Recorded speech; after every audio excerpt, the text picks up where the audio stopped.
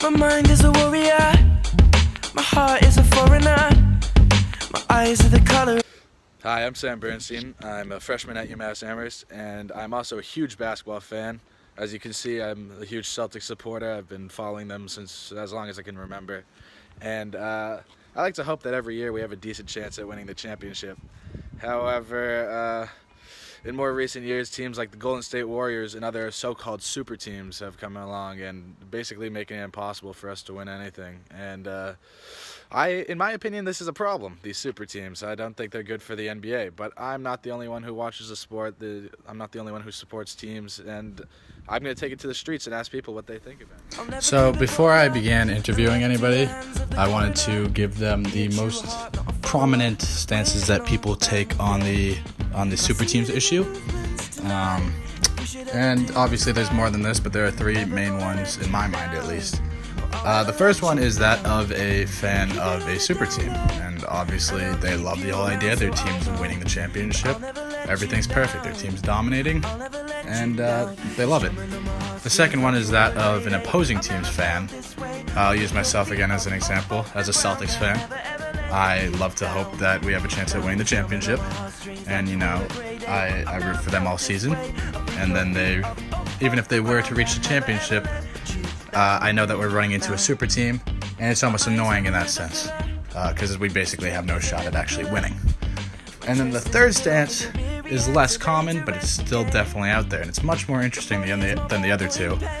It's very similar to the steroids issue in baseball, where some people actually take the stance where they think that players should be allowed to take steroids because it makes the game more interesting, and they're like, why not let people be as good as they can possibly be and let them hit insanely far home runs, throw incredibly fast. It's similar to that in the sense that people want to see teams become as good as humanly possible and as dominant, and they find great interest in that and watching those teams play. So those are the kind of the background that I kind of gave everybody before I interviewed them, and I let them take their own stance. So first question for you, what do you define as a super team? Well, in the NBA, I think because the teams are so small, there's only 5 on the court at a time. Any team with probably like multiple all-stars, like players of a high caliber, like all NBA kind of players, like on the same team, and probably weren't all drafted to that team. That probably were acquired like trade or free agency or something like that. All right, so what teams in more modern NBA history would you consider to be a super team? Well, if we're talking like, in the 2000s era, I'd say like obviously like Shaq and Kobe Lakers, like back in the day, definite super team, like won 16-1 in the playoffs, like something like that. I think that really defines a super team. Obviously, the recent stretch of the Warriors, that seeming like a dynasty super team. Right. A lot of all-stars there, almost 4 on the roster this year, crazy. The Cavaliers with Kyrie and LeBron. Maybe 2008 Celtics could like be included in there. They definitely started the kind of like big three kind of three, yeah. Mm-hmm. So, just off the top of my head, those are a few super teams, I'd say. Yeah. Do you think that these super teams are ruining the NBA? I'd say so now. Like at this current point in the NBA, I think so. Like at least, in the earlier years, besides Shaq and Kobe Lakers, like they were a really really dominant team. But that was like 3 years and they broke up, so it seemed more okay. Versus they didn't get better and better like these Warriors are right now. The addition of DeMarcus Cousins. Oh yeah, and then Kevin Durant and the following season they just kept getting better. Exactly. It just kind of makes it when you're starting the season be a little trivial to be like, oh, my team's got a shot. I love OKC, but we're probably not going to win the championship this year. It does make it sour, for sure. Do you have any potential solutions then to this problem? Yeah, I think like especially with what happened this offseason with DeMarcus Cousins signing for like the veterans minimum when he is not a minimum salary player. He is an all-star of superior talent and just makes it totally unfair. Granted, he's coming back from an injury, but with how the Warriors roster was already, it just really sucker punched the league in the gut and just kind of took a lot of the competitive feel out of the whole game this year especially, and it's felt like it's been going on for a few years now. So I think the solution to that is like maybe like players of a high caliber making all NBA teams, all-star teams, shouldn't be able to accept lower salaries than like their maximum potential. especially on a team that already has multiple All-Stars of that same caliber. All right, great. Thank you, All Zach. right, no problem. It's been a pleasure. What do you define as a super team? What do I define as a super team? To me, a super team is a team that consists of 3 or more superstars, and what I mean by superstars are athletes that can pretty much average more than 20 points a game and just consistently help their team in any way they can. All right. Do you think that these super teams are ruining the NBA? I don't necessarily think that they're ruining the NBA. I think that they're changing the NBA. What do you mean by that? What I mean by that is the NBA won't be ruined by super teams being created. People will still always watch, and I don't think necessarily it's ruining it. I think it's just everyone wants to win a championship now, and back in the old days it was stay on your own team, Right. win a championship the hard way, and now it's like, all right, I'm DeMarcus Cousins, where am I going to go? I'll go to the Golden State Warriors, but that's what I think. A potential solution would be to make like a committee or something and only allow some to happen and not let it get out of hand. Okay. So they watch over where people go. When Pretty much they already have it in place, like cap salaries and stuff of that nature. Right. So a committee that would say like, hey, we're not going to allow these players to all be on the same team. Yeah, and if someone wants to declare and go to a different team, then they have to go through the committee first, and then they can either get declined or approved. All right. Well, thank you, Max. Awesome. Thank you, Sam.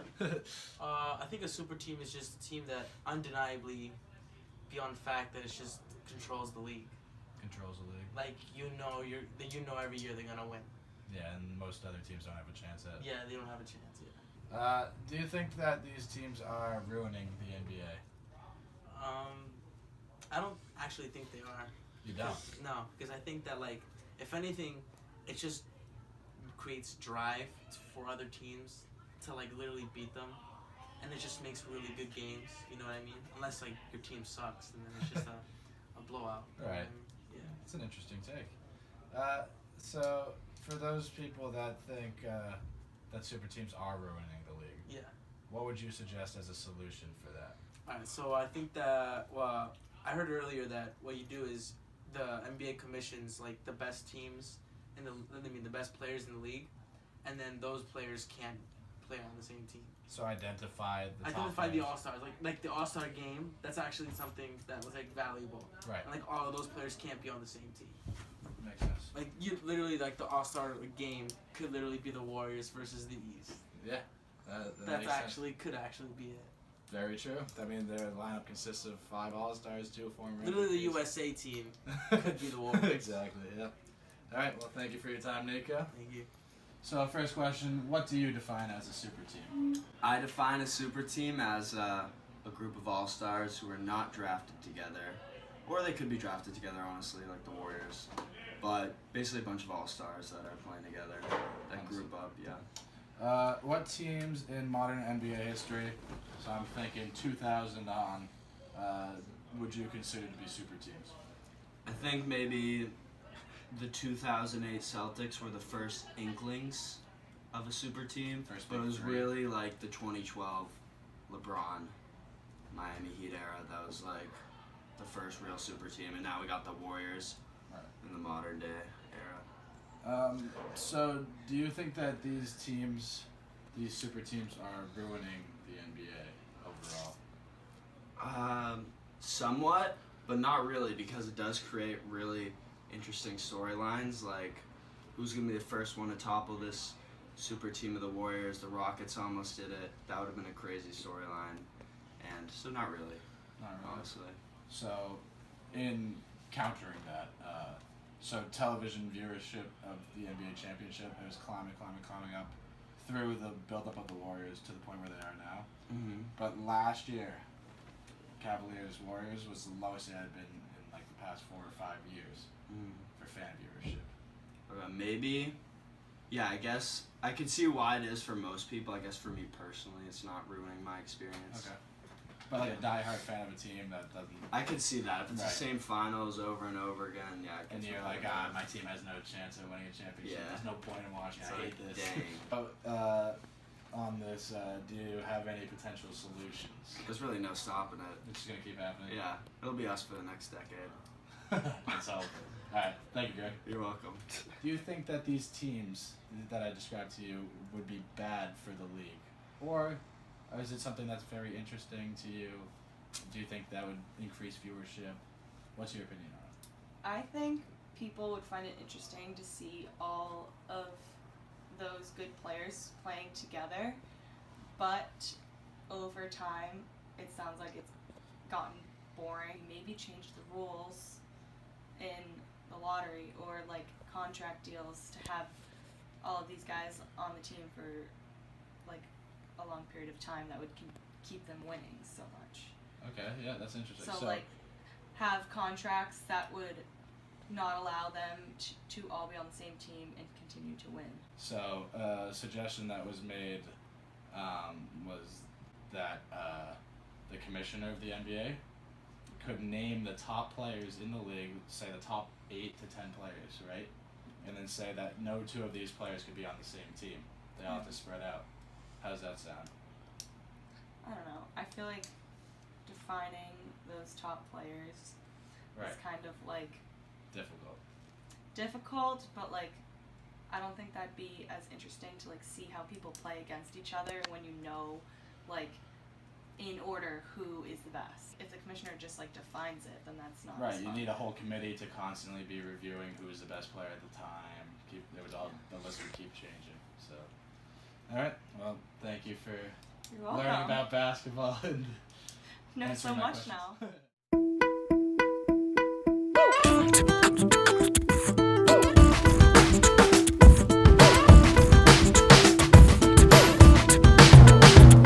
Now I'm in town, break it down, thinking of making a new sound, playing a different